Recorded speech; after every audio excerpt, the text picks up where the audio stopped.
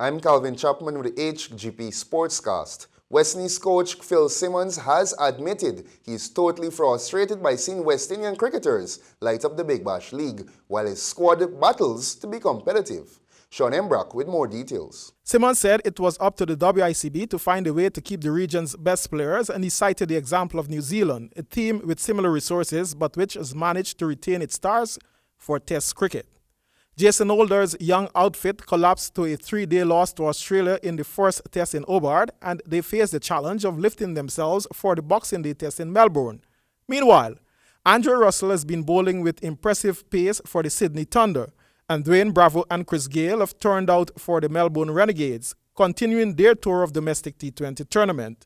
Quote, "I'm totally frustrated," Simmons said. "It's enjoyable to see Andrew Russell bowling at 140 clicks and Bravo hitting 3 or 4 sixes and Chris Gayle backing it.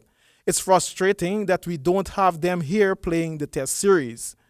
But it's something that's been going on for a while, and it's up to the administration to work out how we get to the stage of, let's say, New Zealand, because they have similar things and they're getting all their players to play. It's up to our administration and our bosses to find out how is the best way that we can get these guys on the pitch." End of quote.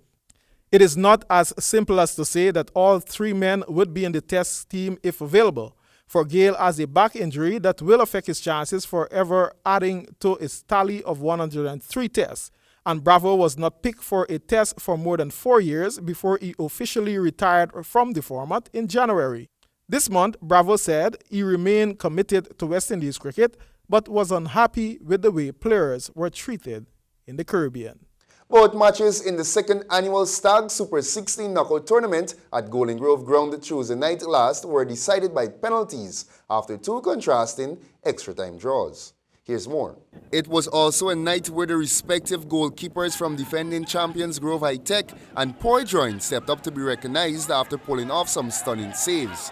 Battling the home team Golden Stars in the featured game, Grove High Tech, aiming to become back-to-back champions, had to pull out all the stops as Golden Stars clawed their way back twice to push the game into extra time.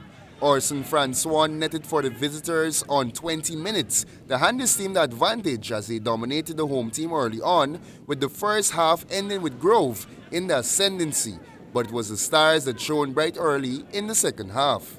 Grove suffered a setback when their goalkeeper Matthews suffered a dislocated left shoulder and had to be replaced in the 61st minute. And after a 2-2 extra-time score, penalty kicks were then required to determine the winner. The defending champs High Tech won 4-2 after the shootout. The evening's opening match was also decided via penalty kicks, and a similar 4-2 result in favor of West Demerara's Poydroin over East Bank's Sault Ste. Falcons, following a goalless stalemate in regulation and extra time. Both sides created a few chances but were unable to penetrate in each other's attacking third. From the spot, Poydroin was perfect from the 4 kicks that they needed to seal their quarterfinal date with Grove High Tech. 4 softball teams from Berbice will participate in the Legacy and 007 promotions Unity Cricket at the Providence Stadium on January 30th. The organizers have collaborated with corporate sponsors and received support from the Guyana Cricket Board and the Guyana Floodlights Softball Cricket Association. The event culminates with an assembly of international stars competing on the lights in a T20 game for the President's Trophy and $1 million.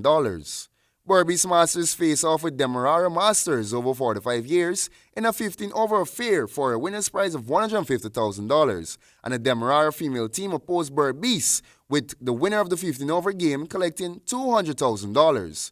The strong Berbice team will field West Indies female players Shemaine Campbell, Tremaine Smart, and Eva Giddens.